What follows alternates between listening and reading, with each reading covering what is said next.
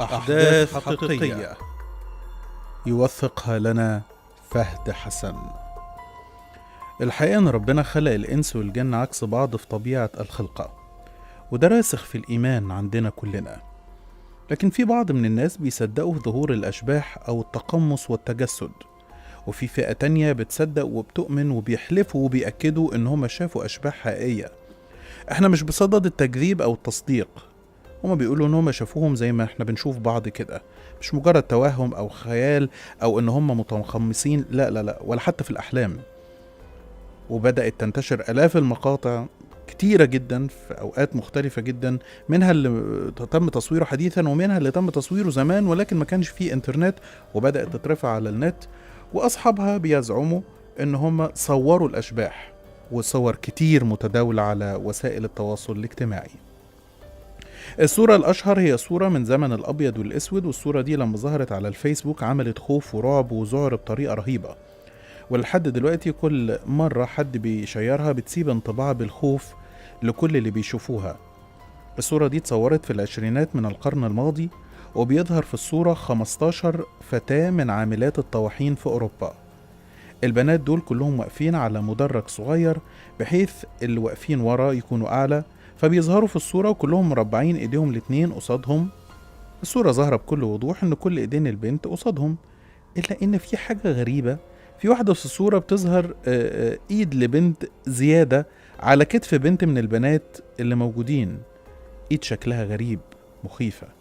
الكل اجمع ان الايد دي غير بشرية، وانها ايد لشبح، وبيقال انها ربما لشبح بنت زميلتهم كانت توفت قبل الصورة دي بشهر واحد. وحلل خبراء الفوتوشوب والكمبيوتر الصورة وقالوا انها صورة غير طبيعية ما فيهاش اي تلاعب او تعديل.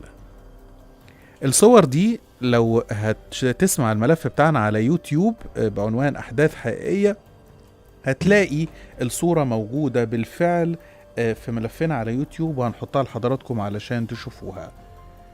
هيبقى مطلوب من حضراتكم بس ان انتوا تدخلوا على يوتيوب وتشوفوا احداث حقيقية رقم 64. ممكن قبل ما نكمل ملفنا نعمل الحركة الظريفة بتاعة الدخول على البوست بتاع الراديو 90 وكلنا نعمل لايك، زي ما بيقولوا كبسوا كبسوا. ادخلوا على البوست بتاع الراديو 90 دلوقتي، كلنا نعمل لايك للبوست. عايز اشوف عدد المعلمين اللي سهرانين معانا ومكملين في اخر حلقتنا كم معلم. اللي ما نموش اللي ما نموش ادخلوا حالا على البوست بتاع الراديو 90 اللي سهران معانا، يلا يورينا ويعمل لايك للبوست نشوف فيه كام واحد لسه مكملين السهرة معانا. وتعالوا نكمل احداثنا الحقيقية. الصورة التانية اللي هنتكلم عنها صورة معروفة بصورة عائلة تكساس أو عائلة كوبر. صورة تم تصويرها في الخمسينيات بمناسبة إن عائلة تكساس أو كوبر اشتروا بيت جديد، وتم التقاط الصورة كذكرى سافونير، يعني الأول يوم ليهم في البيت ده. عادي، بتحصل عادي. لكن اللي مش عادي اللي شافوه في الصورة بعد ما ظهرت، لأنهم لقوا شريك معاهم وما كانوش شايفينه في الصورة. ظهر في الصورة 2 ستات شايلين طفلين، وجنبهم في شيء غريب، كائن أو شبح متعلق برجليه في السقف وجسمه لتحت. قرروا فورا ان هم يسيبوا البيت فورا فورا فورا، لأن المعتقد دايما ان البيوت المقفولة هي بيوت في الأصل للجن والأشباح، والبيت ده مقفول من أكتر من 10 سنين قبل ما عائلة كوبر تشتريه. في فجر 13 نوفمبر 1974 بلغ أهل قرية أميتيفيل في نيويورك الشرطة إن هم سمعوا ضرب نار، ولما اتحركوا بناء على الصوت لقوا واحد اسمه رونالدو قتل أبوه و3 من إخواته، إن هم اتحفظوا على رونالدو، وبناء عليه اتحركت الشرطة وبدأوا التحقيق وفحص الجثامين. وبتبدأ المفاجأة. الشرطة والبحث الجنائي والطب الشرعي ما لقيوش أي أثر على أي جثة من ال4 جثث، ما فيهمش ولا طلقة، ده ما فيهمش خدش واحد. استجوب رونالدو قال لهم انه كان عايز يقتل ابوه بس، فضرب عليه طلقة وما جاتش فيه، فساب البندقية ولقى البندقية بتضرب لوحدها فقتلتهم كلهم. واضاف ان اللي عمل كده وقتلهم هو شبح يسكن البيت وكلهم عارفينه وعارفين بوجوده. تم حبس رونالدو كمريض نفسي، والشرطة قفلت البيت لسنين، ثم رجع وتم عرض بيعه. اشتراه راجل ومراته اسمه جورج وكاثي الزوجة. رغم تحذيرات السماسرة والجيران لجورج بخطورة البيت، لكنه ومراته كانوا مفتونين جدا بالبيت بشكل غريب. حجمه وحمام السباحة اللي فيه وسعره رخيص وواجهته البحرية الرائعة. استقر الزوجين في البيت 28 يوم، بعدها بدأت المصايب تحل على دماغهم. صحيوا من النوم ساعتها لقوا الكلب بتاعهم مشنوق، ويعدي يومين ويشوف كاثي تحديدا تشوف كائن لرأس شيطاني على الحيطة زي ما وصفت. ثم بدأ يظهر طين أو حاجة تشبه لونه الأخضر في كل ثقوب المفاتيح في كل الأبواب.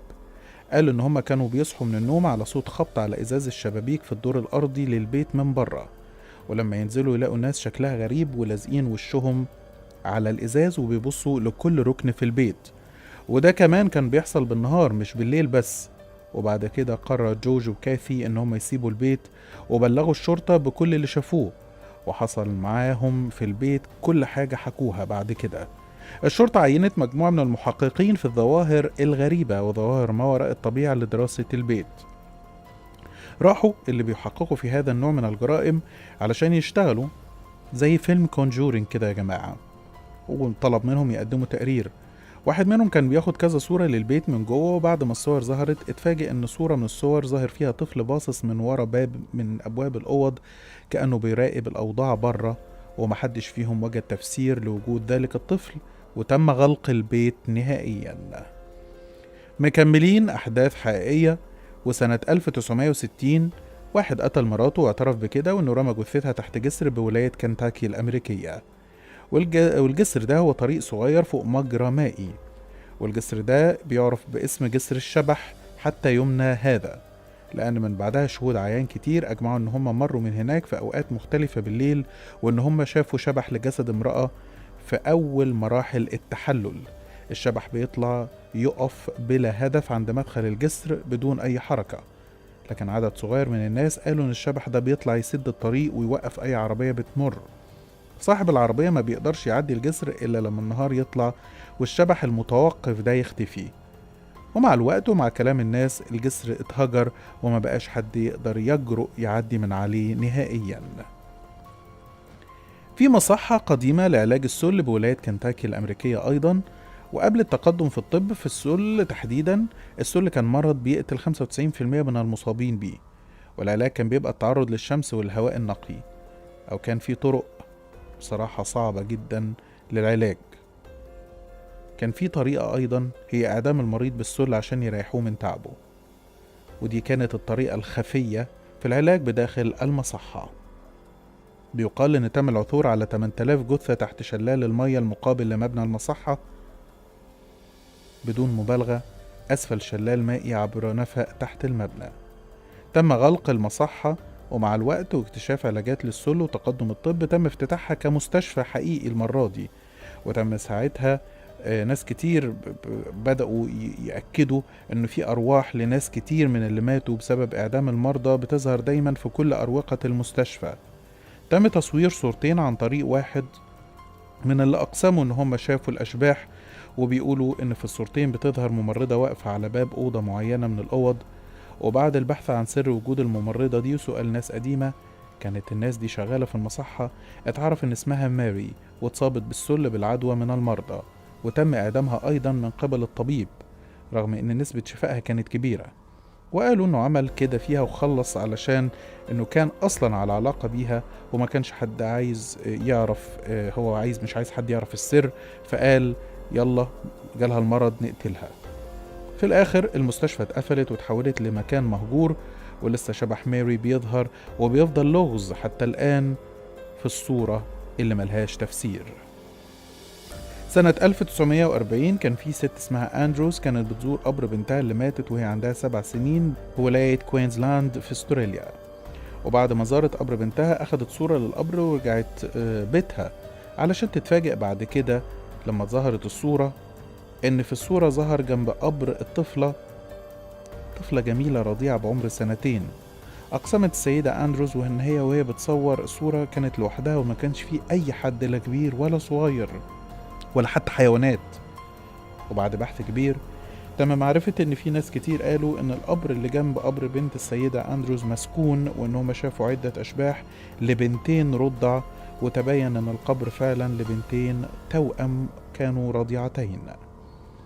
وأخيرا سنة 1919 وبعد انتهاء الحرب العالمية الأولى اتخذ بعض ضباط السلاح الجوي الملكي البريطاني صورة تذكارية جماعية علشان يتفاجئوا بعدها بوجود زميلهم فريدي جاكسون في الصورة، وساعتها اتصدموا لأن فريدي كان ضابط ميكانيكي ومات قبلها ب5 أيام وهو بيصلح مروحة لطيارة من الطيارات، وشفرة المروحة لفت بالخطأ قسمته نصين في لحظة. تم دفنه في جنازة عسكرية. ازاي ظهر معاهم بعد كده في الصورة؟ لحد النهاردة ده لغز من الألغاز اللي محدش لقاه ليه تفسير منطقي. كتير مننا الحقيقة بيتصور صور وبيلاقي في الصور حاجات غريبة.